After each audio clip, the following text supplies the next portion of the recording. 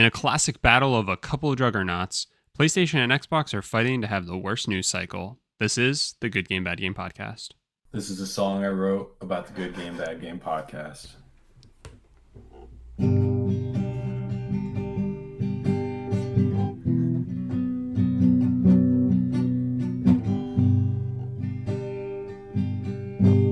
Good Game, Bad Game podcast.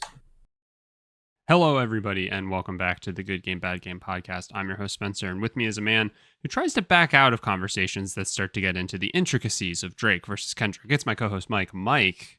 Whoa. I don't want to go there. You keeping up, or? I know of the controversies. That's about all I know. You gotta enlighten me. No, because I'm also... It was one of those things where it's just like, this is like the happening thing for the internet. Mm-hmm. And I'm not a big rap fan to begin with. But it's like, what's that? Huh? Nothing. Go ahead. Are you talking about the fact that I like Weezer? Yeah, sure. That pretty much sums it up. Yeah, I get it. I'm not cool. All right. I'm a dweeb. Are you a weirdo? Yeah, I'm a creep. Yeah. Love that Weezer song. But I was like, you know what? Maybe this will be the thing. And then it was like a mile a minute that people were, one, having think pieces about it, and then two, I have no idea how they were making these diss tracks against each other so fast that I was just like, I can't keep up. So I've been enjoying getting like the breakdowns and stuff like that. But yeah, I don't know. I guess I should find something that sums it up for me. But I saw this was happening and I'm like, in what world does Drake think he can stand in the ring with Kendrick Lamar? Yeah, I think it's so funny because I have always thought that Drake is like pretty whatever. Corny? Oh, you say corny or horny? Both. Okay. I've always said just corny implied horny. I just always have thought he's just like really whatever. And he's Canadian. Sure. And it was on Degrassi. But he's also like the third biggest artist consistently. Like he's basically male Taylor Swift in terms of popularity. That's at least my perception of it. I never understand why. But a lot of what I'm seeing is kind of corroborating that and saying like, yeah, Drake is mid, as the kids say. And I'm like, yeah. How does he have 120 million monthly listeners on Spotify then? Our generation holding on to our lives. So that's been all I'm gonna say funny. Is that Drake doesn't have a part in a Taylor Swift song, but someone else does. So true. Gene Park is very in the know and very on top of the Kendrick and Drake stuff. So if you're looking for a games journalist who can probably help break it down for you, he's probably your man. Yeah. Just great stuff. Great stuff. Anyway, what games have you been playing? Had a casual week. Much like Drake and Kendrick Lamar. A little bit of Forza. And then really that was it, plus an oddball that I just decided to break out over the weekend. When I was watching the NYCFC game and remembered that I have a Mario soccer game. Oh. Yeah. Yeah, I'm not very good at it. Okay. But I forgot that I had that. Such a fun game. Does that have online? It has online, yeah. And it has Maybe single player too. maybe well, yeah, I figured that much. Maybe maybe we should play that sometime. Yeah, maybe we should. We should we should do like a GGBG Olympics. But it's just you and me against each other, and we just try to find as many games where we have overlap and can possibly play them together and against each other to do so. I like it. I think I like it. Let's do it. I think that'd be a lot of fun. Nice. I like it. So a little soccer, little drive-in. Yeah, yeah. Maybe I'll get you to hit the links with me this week. Little is that was that Mario? No, there's new Wii Golf, right? Or Switch Golf? What? I don't know that they added it yet. No, come on. Like Switch Sports? Yeah, that has to be out by now. I think we played that when I played visited. Mario Golf against my brother that one time. Are you sure? I'm positive. How positive, you ask? What was the thing where you like shot under 11, but it was actually a plus 11 and you just edited it? Wasn't that the Switch Sports, or was that Mario?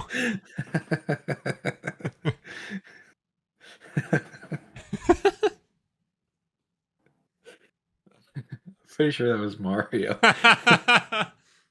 All right, whatever. I just remembered that. I'm so glad you remembered that. Of course. I'm glad I can have that type of impact on people. I mean, just me, but yeah, of course. Yeah. You're literally the only person in the world who would remember that.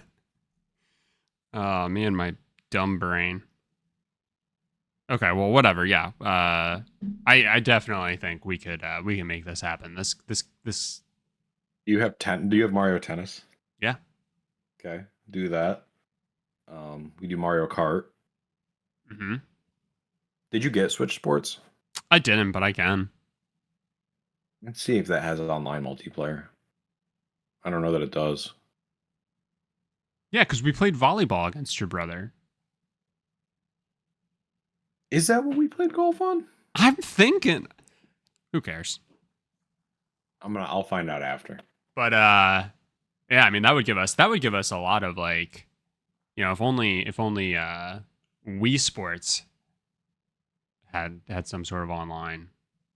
Although, am I just dumb? Like, does Switch Sports have all the things from Wii Sports except like boxing? More or less, yeah. Anyway, I don't think it has baseball. Yeah, well, we can just play MLB The Show because that's on Game Pass, right? Sure is. Yeah. I'll get smoked, but then we can play Madden. And you'll get smoked. And I'll get smoked. We'll just run a fucking screen the whole time, and I won't know how to defend it. I don't think that still works as good as it used to. Triangle. All right, we're gonna figure this out. I'll start planning this, and we'll get something going. I'm trying to think what I can report back on from this week. I actually didn't play a ton of MLB. Wow. So be proud of me. I am. I played. I'm trying to think. I was playing a lot of games for the 100 platinums I'm going for. Played Wreckfest. Yeah.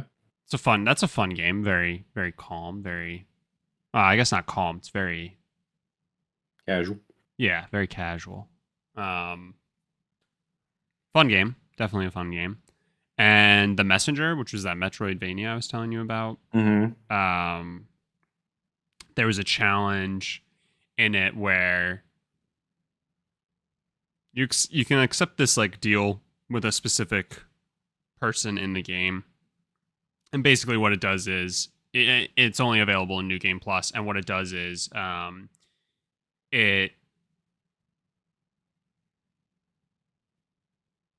basically turns on like permadeath so that if you do die, it like wipes your save and you have to like completely start from the beginning.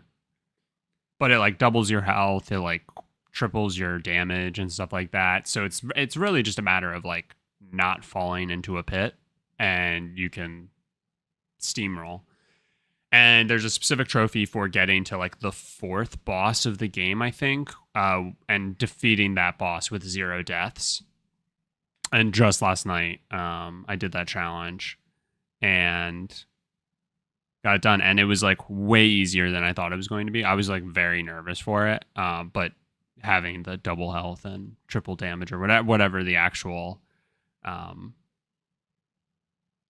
boost is there, made it so incredibly easy. So, and then lastly, I've been playing Darksiders. I don't know if you remember that game. It's like PS3 era. I do. Yeah. Playing that, the 4 Darksiders games are technically leaving the PlayStation Plus extra service, which seems kind of weird. I'm guessing they'll be back at some point, so I'm not like really rushing. But I started playing the first one, and dude, it literally plays like PS2 era God of War, like the original like trilogy God of Wars. Okay. It's so funny. It like it feels the exact same basically. So pretty fun, and fairly enjoyable. So I've been having fun with that as well. But there's a major update happening in MLB The Show this Friday, so I'll be back on that grind shortly. But I think that's it for my week. Little all over the place. Oh, actually, one other thing. Shelby and I started playing Donkey Kong Country. Yes. God damn. Just ugh. Unforgiving. I don't really know how to describe it. Unforgiving is a pretty good word. I think it might just be like the SNES era in general. I just hate how slidey everything is. Like all movement is like, oh, you held right too long, you're dead. It's not as fine as like games are now, I feel like.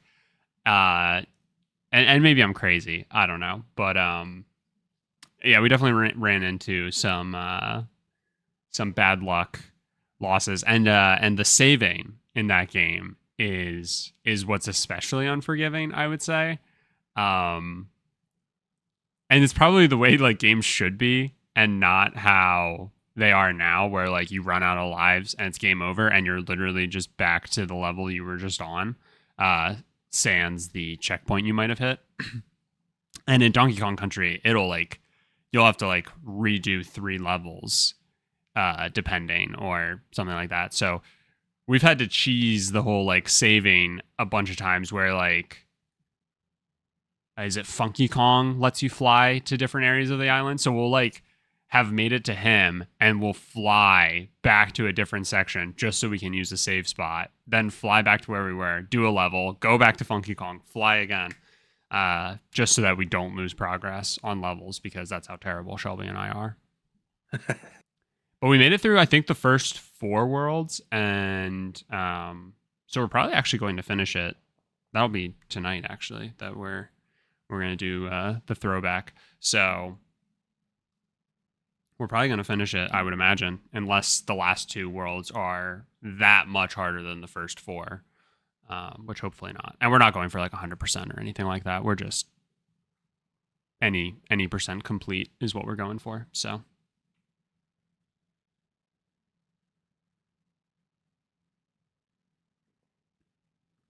also ugly, just an ugly game. It does not look good.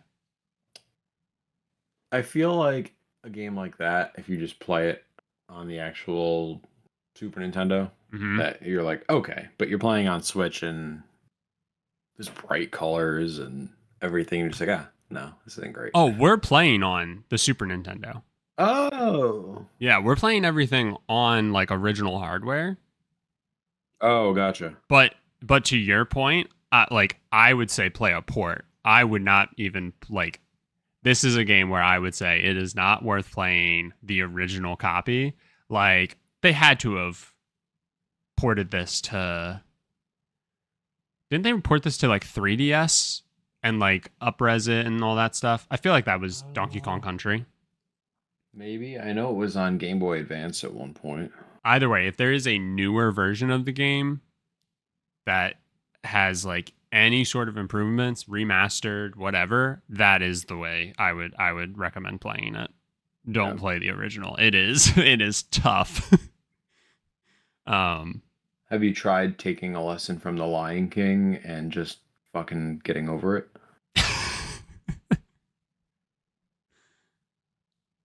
I mean, yeah, I guess. There I mean, I'm still playing it, so you go. I'm just letting other people know like don't do what I'm doing. No, but it's fun. I'm having a blast.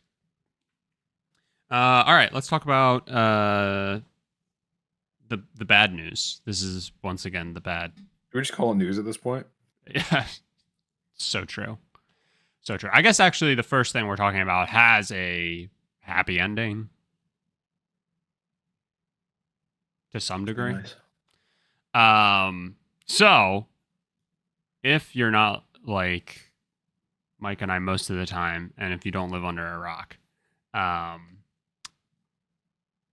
you will have seen that Helldivers 2 got an interesting update that let players know that they were going to need to have a PSN account linked to their Steam account or their Helldivers 2 account if they got it through Steam in order to be able to keep playing. I think like May 30th was when that was going to go into effect.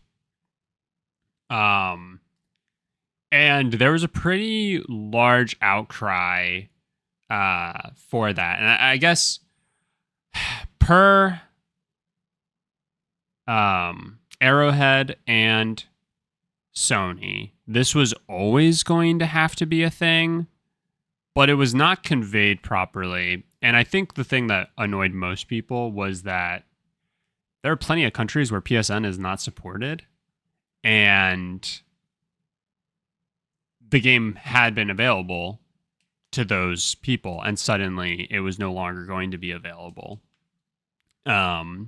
So in a shocking turn of events, really not that shocking, I suppose, but there was enough public outcry. People went and started review bombing, which normally I would say is not a great tactic, but I think in this instance it actually proved fruitful, and I think that's going to lead to, again, it being used for the wrong things, but regardless. And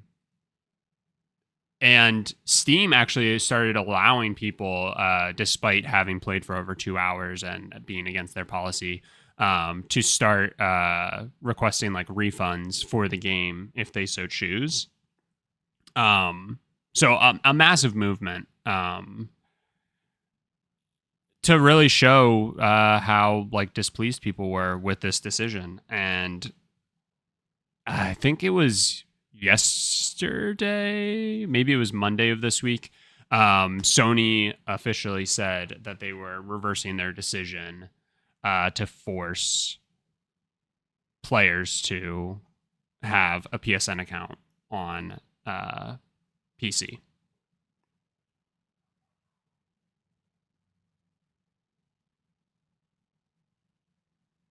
Clap, clap, clap. Yeah, I mean, that's kind of just the high level. I mean, to kind of like dig into it, why? You know, like what was even the thought process here? It's become the standard. Like, and I blame it on like the whole cord cutting movement, but like you need to have an account for everything. Even if you have like a game that you bought from a separate platform, if it was created by another platform, you need to be logged into two accounts at a time, and it's just become complete hell. Mm-hmm. Like, I feel like the video game movement is like, and not to really indict Microsoft here because I think they do it okay. I mean, I think for some games you still need to be signed into like a Microsoft account, but those are more widely available apparently than PlayStation. But like these game companies want to have their games everywhere, but yet it still requires like all these restrictions on accounts, and it's just weird Yeah. and annoying. And And I guess like yeah, of course people are going to use this as a way to console war over things. People brought up that, to your point, how Microsoft will sometimes force you to have an account. Sometimes they tell you to have an account, and sometimes they even give you an option to like not link a Microsoft account. Like, you can usually circumvent it. yeah, but regardless, what a lot of people pointed out. So, people got up in arms about this. So, Sony defenders, PlayStation defenders said, whoa, Microsoft does this for their stuff. And people kind of quickly pointed out, yeah, but the game also then wouldn't be available in countries where having a Microsoft account isn't available. Right. Right? Like, and there's attention to detail put in there. I think that's where the breakdown is so frustrating. Why didn't they do the analytics? Right. And like once you saw the success of it, like at at what point do you say like, yeah, there's no way that forcing to link a PSN account is going to actually be beneficial in any way whatsoever? Mm-hmm. You know what I mean? They can say it's from a safety standpoint or a moderation standpoint, but like we know that's bullshit because PlayStation Network gets hacked probably like the most, right? Like I can't. It's literally because they want the analytics from it, Sure. which is funny because they didn't do the analytics to say, oh, if we enforce this, then this country, this country, and this country are all going to lose access. 177 countries. Yeah, 177 countries. That's insane. that's more than there are in America alone.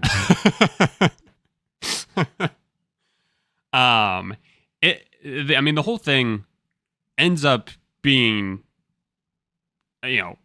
just crazy, right? So I actually don't know where things stand because Steam was the one that delisted the game in the countries where it's not, where you're ineligible to create a PlayStation Network account. And so I don't know what has resolved there. And if people are going to be able to like buy the game once again. I don't think that was technically Sony that pushed that. But again, like there's just an all-time fumble from Sony here, right? Like and it's just so funny how this is such a glaring indictment against like corporations and how they run right now, especially in the gaming space, because we're just constantly, I feel like, reporting and talking about instances of companies just completely self-inflicting and shooting themselves in the foot. Mm-hmm. And it's like it's just like baffling, right? Like that we can keep seeing this stuff happen. Go ahead. It's everywhere. Like it's outside gaming too. Oh yeah. Like it is very weird how unorganized the business world has gotten. I think like I think again, to me, it stems from this like movement to have the people who have earn business degrees, and this is me shooting myself in the foot. Um, And me. Making these like decisions instead of people who are actually close to the product and have the understanding of the product. I'm not saying there's not like a need for business minded folks. There is a need. Please, somebody save me. But like, there's got Good to, business goes beyond what you learn in school. I mean, there's of a certain course. intuition you need to develop, and I just feel like that intuition is gone because now we're too busy chasing KPIs and How do I maximize the profits, and instead of just trying to run a lean business that sees benefits all around, how can I make sure Bobby Kotick gets his $200 million bonus while the person who actually spent the time coding Diablo 4 is starving? yep, that's what they teach in business school. Mm-hmm. That exact case. It's I just blame the wild. goddamn remote work. Yeah. Oh no, I'm just gaslighting. Oh, okay. Yeah, maybe if we had to return to office, Yeah, then we could cater sandwiches on Fridays, and you wouldn't be starving anymore. But now that we're not in office, that budget goes directly to my pocket. Anyway, this was just completely shocking. I mean, Helldivers 2 has been an absolute success. Nothing short of it. Like, this game probably has, I would think, GOTY potential. But man, like, talk about just absolutely losing all sense of momentum for absolute hit. So happy to see that we got to the right decision, and hopefully everything gets worked back out for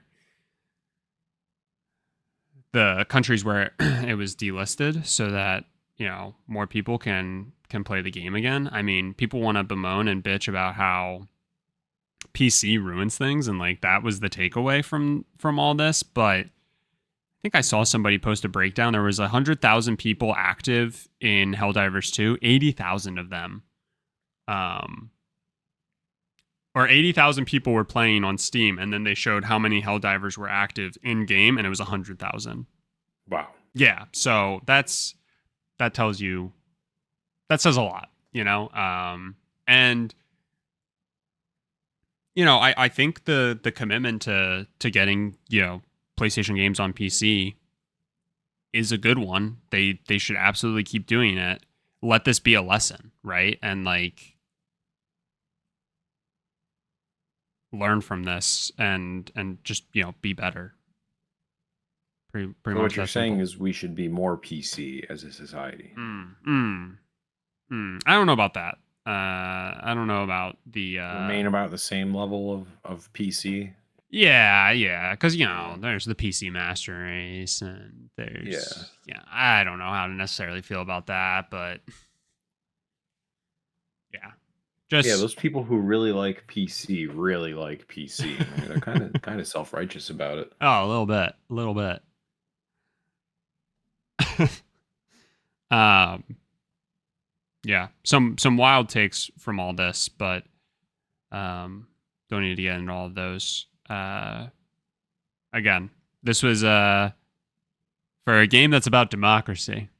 This was a pretty great Yeah, it writes showcase. itself. So, all right. Anything else that you wanted to say on Helldivers 2? Nope, still haven't played it. It's a fun game.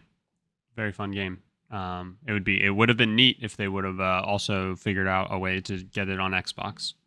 Yeah, but then I would have had to sign into my PlayStation account on my Xbox, and would have been a whole thing.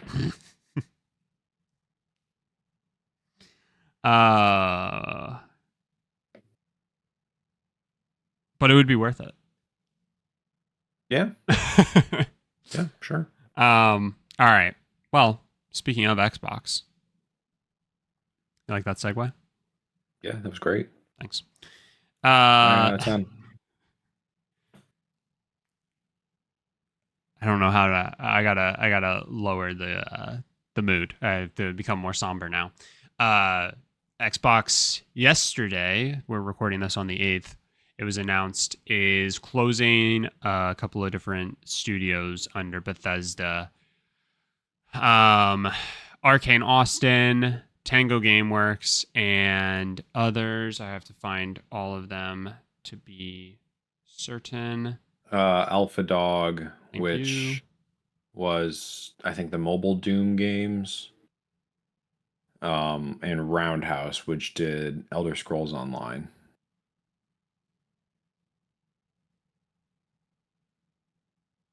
Thank you. I think that was it. Plus the ones you said. I think so as well. Um, just like absolutely shocking. Pretty devastating too.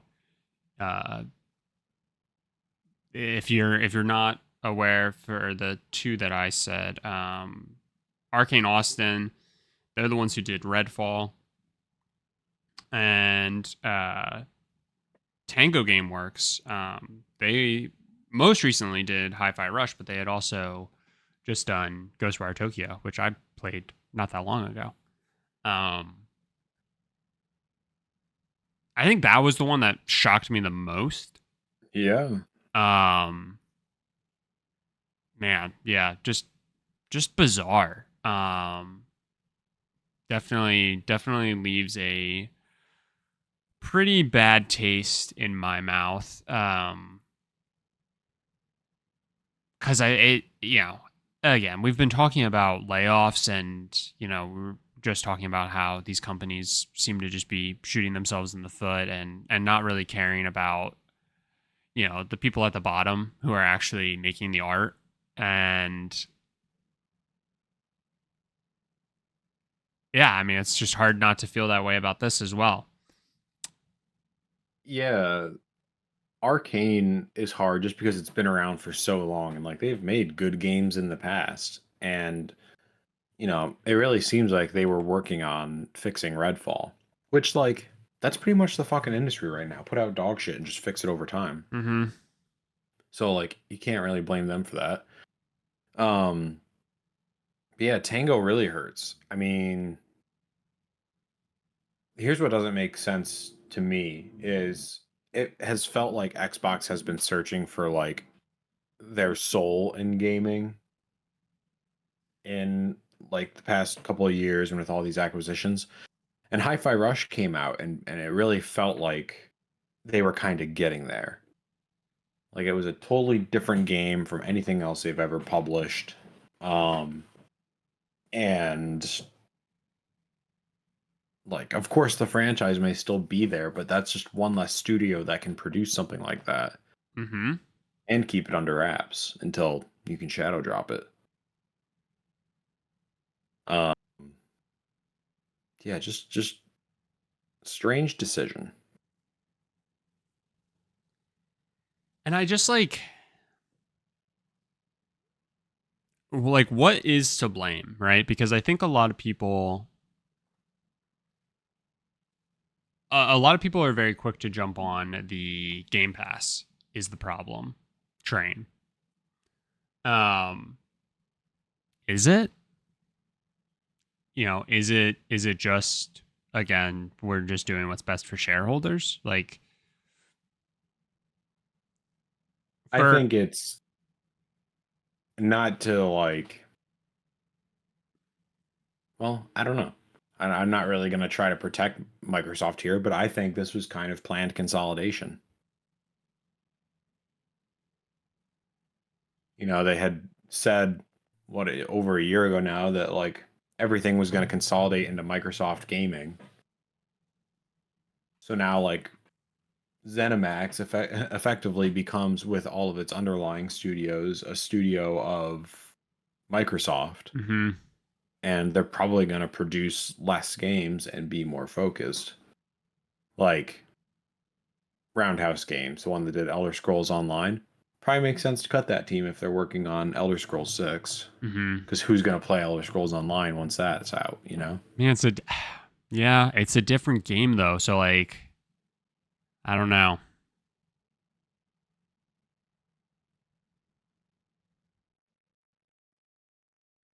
I mean, unless it's just in maintenance mode at this point Yeah. and other studios can take it over. But yeah, I don't know. This one kind of feels like it goes against Microsoft's philosophies in these takeovers. Yeah. Yeah. To me, That's that's I don't really think it's Game Pass or a product of like necessarily a business failure. Like I feel like they went into these acquisitions with good intentions, but now they have to kind of walk it back yeah. and say, well, now we need to make these decisions because it's either that or Xbox is done, you know? Yeah. I it I think it just really surprised me because, as as Xbox was floundering a bit, and it's not technically it's not just Xbox, right? I think it's really just been this console generation as a whole for Xbox and PlayStation. Like when it comes down to actually like their games, it's been pretty like lackluster, I think, as a whole. And Hi-Fi Rush really was kind of this like, I mean, just a an absolute surprise success, right? And like from all of their metrics as well, right? They pushed how great Hi-Fi Rush was, and then we just got the crossover that happened. Um, well, just a couple weeks ago now at this point, or maybe a couple months. What is time? Where Hi-Fi Rush is now also available on PlayStation. Mhm. I just don't understand. Like I just don't understand like what they're doing, and I can't really see this through line. Like I can maybe understand saying like Redfall didn't meet our expectations. Unfortunately, we have to make this decision with this with this company. And if it was consolidating, it wouldn't just be flat out we're closing these studios, right? Like it would be like this studio is now folding into this larger, studio. As a result, we may have had like X number of layoffs and stuff like that. But, the fact that they're just completely closing is bizarre. It's just so weird. I really can't wrap my head fully around it.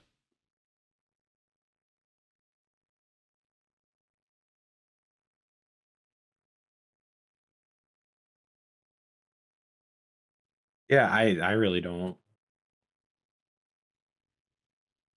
I don't really have the words for it. I just think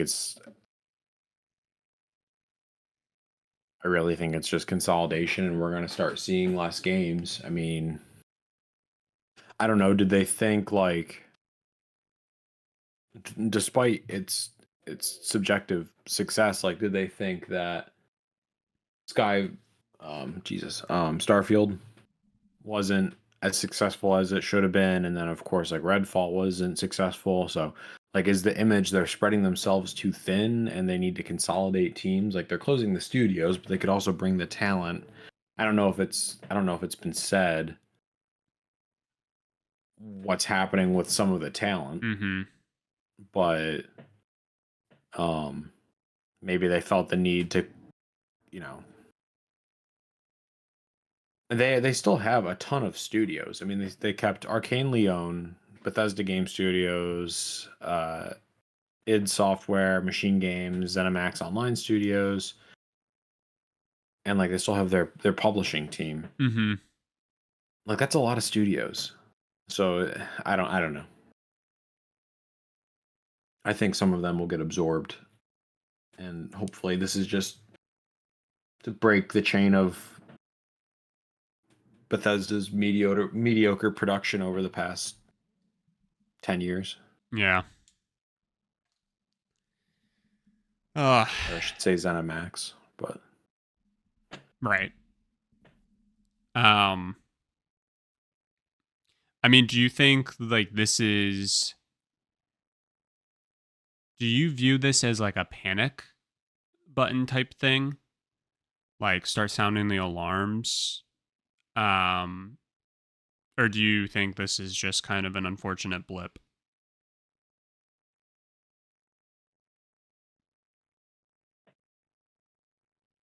um, I think whatever it is, June 9th, whenever they do their summer presentation, like Mm-hmm. I think that'll be a little bit more telling. Okay. Um, I it makes me nervous, and I think the fact that this caught all of these studios off guard Mm-hmm. is a little telling that something's not quite right. And Yeah. I don't like to be an alarmist, but I don't see this and say, oh, it's just this was the plan all along. Like I think something's a little amiss, and they needed to make a rash decision. Yeah. Yeah. And I mean, I'm in no way trying to. I'm in no way trying to like stoke a fire against Xbox. Um, I've just seen a lot of people voice their opinions that this has them fairly worried about where Xbox is headed. Um, I was curious, obviously, because you're much closer. I typically also just have I guess, fairly like I attempt to not be very like doom and gloom. I don't know. Hmm. Maybe that's maybe that's objectively false. Um, but I think like there's been plenty of things for both Sony and Xbox where they've done stuff that is questionable, not great, and for the most part, I try to be like, well, it's not the end of the world. Like they'll right the ship and soldier on, and things will be all right, and I still have confidence, and blah blah blah. Um, and like I mean, I think like Xbox still has so much potential, and so I really hope like this isn't the slippery slope that like leads to, or I hope this isn't like the domino effect. Is a better way of putting it. Uh, but that's just I think what a lot of people are posturing it as, and it does have me a little worried, a little nervous. I kind of wonder if we're to take this nearly as extreme as it can go. I kind of wonder if we're hitting like a video game winter. Mm-hmm. And I don't know that that's necessarily a bad thing. Like it's certainly if it is the case, it's sad because, we're going to see even more of this, but I mean, we've already seen an obscene amount of layoffs in 2024 alone. Mm-hmm. You add on what's happened over the past 5 years in the industry. Like it it certainly felt like there was like a personnel bubble in video games brought on by COVID. But like I think people are getting I think consumers are getting sick of just constant garbage being put out. Like we get I guess last year being the exception cuz we had what like over 90% and up games or something like that. I know Yeah, we talked it was about it in an crazy. episode. Yeah. But like how many of those games are people talking about anymore? I almost feel like I never hear people talking about video games to be honest with you. Yeah, it does Like feel like I couldn't even tell you what the world is playing right now. Like usually like everyone's playing, you know, Elden Ring mhm. or, I mean Starfield never really picked up, but like it just feels like for the first time in a while that no one's playing anything. No, you're right, and like it does feel like the industry almost moves too fast, right? And like as soon as you are the hit thing, you're just as quickly gone and not being talked about, like you're saying.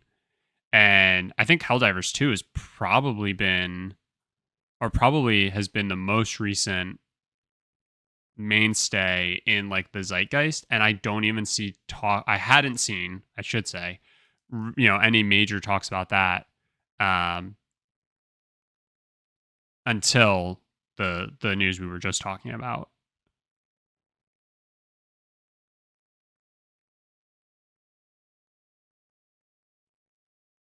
Yeah, maybe the field is just too big. As crazy as that is, right? Yeah. We're afforded so much choice as consumers. Um, yeah, maybe video games are finally hitting the too much choice is bad. I don't know. It's a very weird thing to consider. I mean, it's like just think about playing video games your whole life and it's never one of those like I look back at the basically beyond the last 5 years of my life and say like, "Oh, there's a lot of video games, but like there's always something I'm excited about coming out and um the games that are coming out are really like blockbuster hits and then the past 5 6 years it's been a lot of very good, don't get me wrong. Last Mm-hmm. year again, incredible, but I think the market is changing. I think people's attention spans are getting even worse. um I don't know. I think a video game winter could potentially be good to get back to where we were. Flush some of the executives out that are more worried about the business than what video game stands for. Let indie developers kind of come through even more, and give it a couple of years. Like, of course, we're gonna have GTA 6 Mm-hmm. next year, right? Yeah. You know, I don't know if whatever it's gonna be, 8 months or 9 or 10 months is enough of a buffer, but it'll really be telling when GTA 6 comes out. Mm-hmm. Like if that's not the perfect game, only because it's the expectation for those. Sure. I mean, they took so much time on it. GTA 5 still has legs. Um Red Dead was incredible.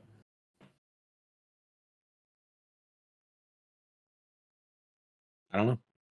Yeah, I mean it'll be really telling when the game comes out is a bona fide hit and 20% of staff is still laid off after the fact. Oh yeah, yeah, that's how it's gonna go. That'll be the really telling thing.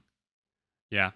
Again, talking about like self-inflicted wounds. I think the video game winter, I think some of the blame should definitely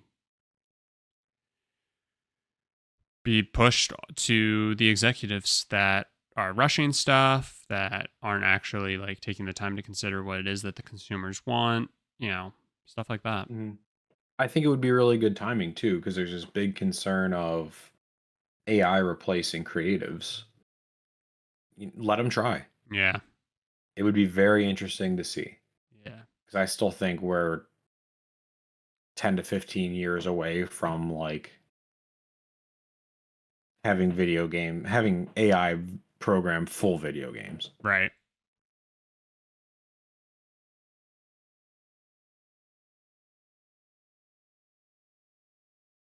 and not producing hot garbage. Like obviously they can do it now, but uh sad. It's really yeah, sad. Kind of hate it. What happened to the video games I loved?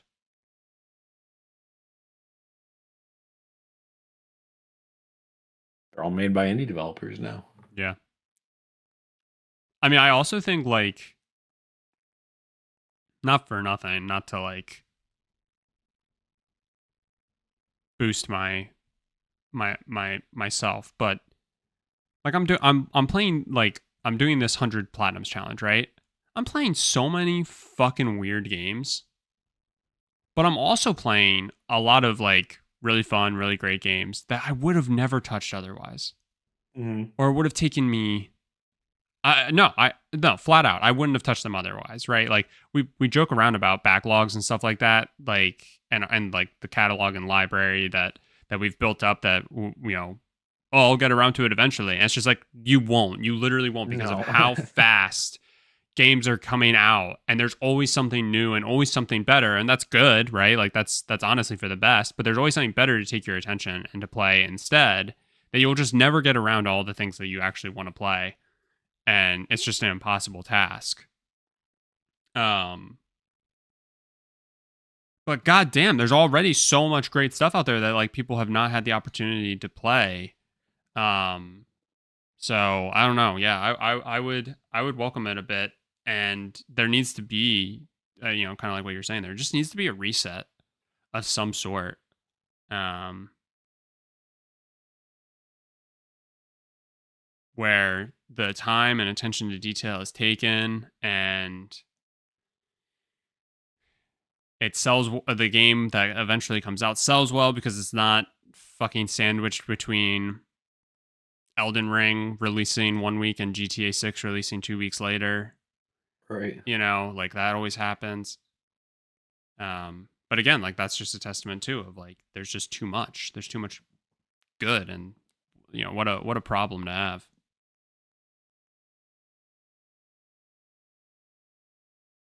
Last thing I wanted to say specifically to this is specifically in relation to the Xbox stuff, but I thought Blessing from Kind of Funny had a really really great response to something. So Mike Ibarra tweeted and said, Phil Spencer's been kind of under a lot of fire, and he tweeted out, "I see a lot of shots at Phil over today's Xbox announcements. I get it, but knowing him as a human, I know this hurts him as much as anyone else." He goes on to say more, but I'm not going to read all of that he has to say. Instead, Blessing had, I think, a really great response, which was, "I got very tired of hearing about how nice execs are when they're not the ones having to figure out how to provide for their families after losing their jobs and having their creative projects canceled." Like we always get this like, "Oh, we're so sad," and it's like that South Park, right? Where Mm. the BP oil spill, and we're sorry, like sorry, oh man, can't believe this happened. But it's like it's so disingenuous because if you were actually sorry, you would do what the head of Nintendo did, and you would take this major pay cut, right? And make sure that like the studio and the people behind the actual products are protected instead of just Mm-hmm. letting them fall on the sword for every little thing. And I'm not saying like Phil Spencer is 100% to blame for any of this. It's just that at the end of the day, he is leadership. So he does absolutely deserve the fire, and and the backlash and stuff like that, and it's on him to take that in and reflect on what's being said and figure out how he, with whatever power he has, can try and do better. I don't want to hear that he feels bad about it. Like that's the bare fucking minimum. Mm-hmm. Like, if you need to tell me that and it wasn't just an assumption, that's crazy, right? Like, come on.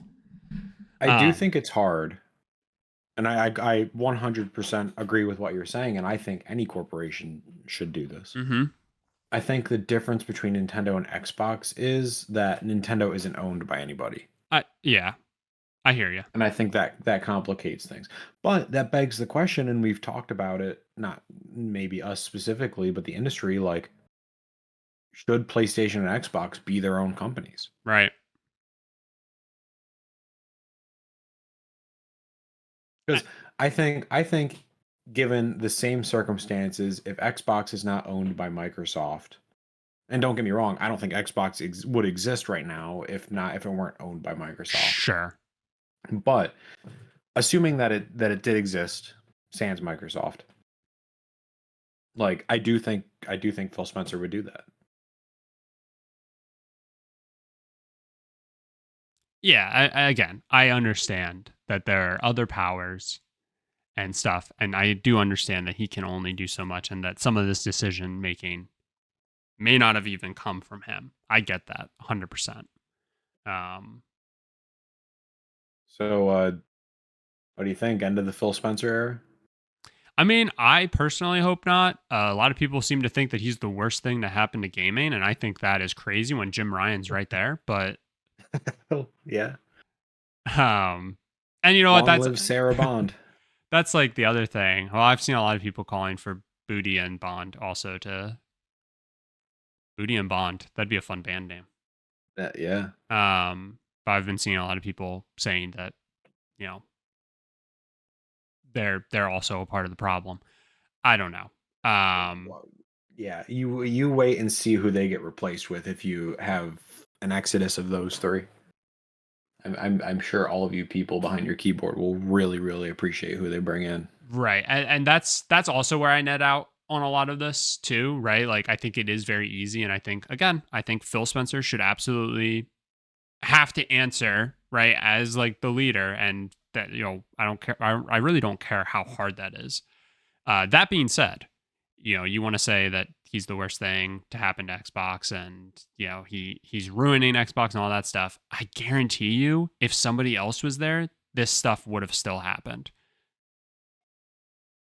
You know what I Yeah. mean? Like, it doesn't matter who you can replace Phil Spencer with anybody, and we would still be reading Microsoft closes Redfall developer, Arcane Austin, Hi-Fi Rush developer, Tango Gameworks. You know what I mean? Like, we would still be reading that today, regardless of who was in that position. So, yeah, I think it's like in sports when a team starts losing, it's very easy to just say fire the manager. But at the end of the day, it's the people on the field who aren't performing. And like it doesn't matter who would be the manager. The outcome would have still been likely the same, right? Hmm. That's not the perfect analogy because I'm not saying this is because the people, the developers and everything like that aren't performing. I'm just saying it doesn't matter who's in the position that you think should be there. The outcome likely wouldn't be as different as you'd love to make it out to be. So anyway, I don't think this should be the end of Phil Spencer. But I don't know. I still really like Phil Spencer. And I think the three of them, I mean, between Spencer, Booty, and Bond, now it sounds like a law firm. I'm just happy to have my Like name on it. yeah, I'm sure that's why you don't want Phil Spencer gone since you don't say your name.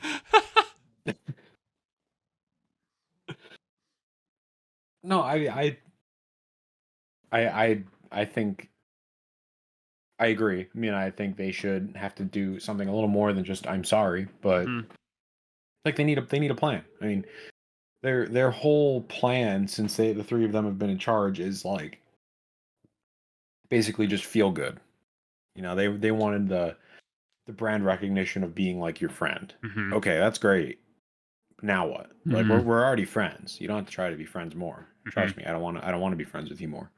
Um, what are you going to do to keep producing games, quality games, and not like I don't know, sink your investments? I mean, all these studios and this talent was part of your investment that you made, the biggest at one point, the biggest business investment ever. Mhm. And now your ROI just went down significantly. And I'm supposed to feel good about you as a company. Like I don't know, you need to have a plan to basically not waste my money. I mean, by me subscribing to Game Pass every month, by buying your hardware, by buying, you know, a la carte games, like my money is I'm investing in you. Mhm. So I am the shareholder that you so desperately want to please.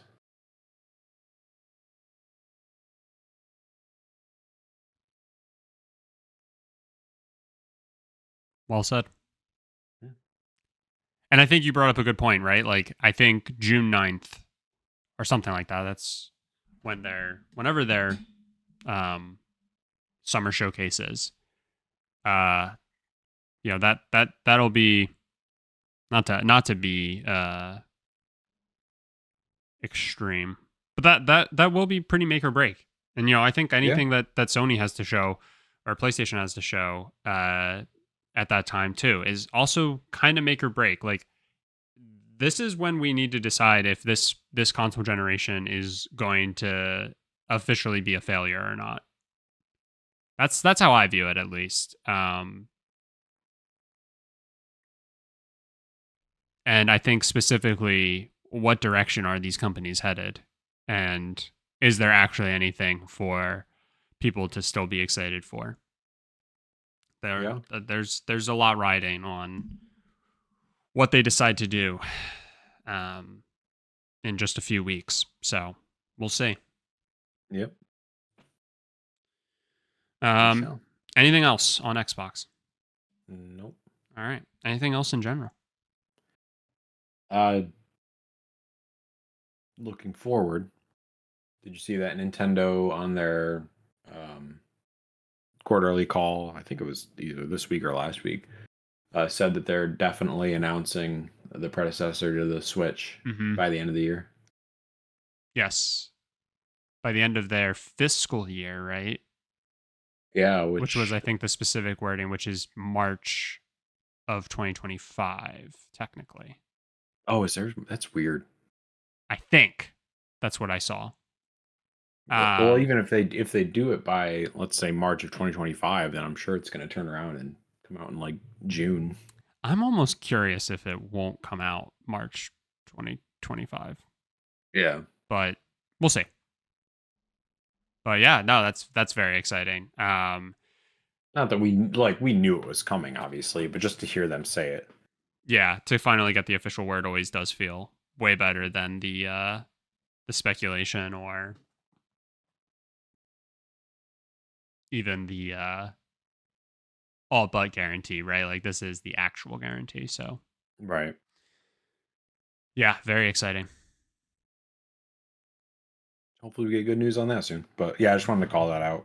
Yeah, We're making a big deal about it. It'll also be interesting too, because I think they also said in June or July, when they do a Nintendo Direct, that'll be it, right? For the Switch, they're basically going to be showing what the roadmap is for the remaining time we have with the Switch before the upcoming one comes out. So who knows? Maybe we get some more information then.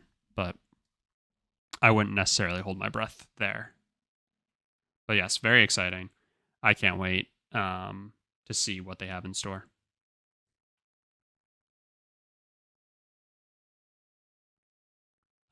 Cool. That does it for this episode. Hopefully we have jolly news to talk about next week. As always, thank you all so much for listening. If you could leave us a rating or a review wherever you do listen to the podcast, it would be greatly appreciated. You can go over to our YouTube channel, leave us a comment there, letting us know your thoughts on the Helldivers 2 situation, on the Xbox closing of a couple of Bethesda Studios situation. Let us know how you're feeling. And most importantly, share this podcast with a friend. It would greatly help us out. Other than that, we'll talk to you next week.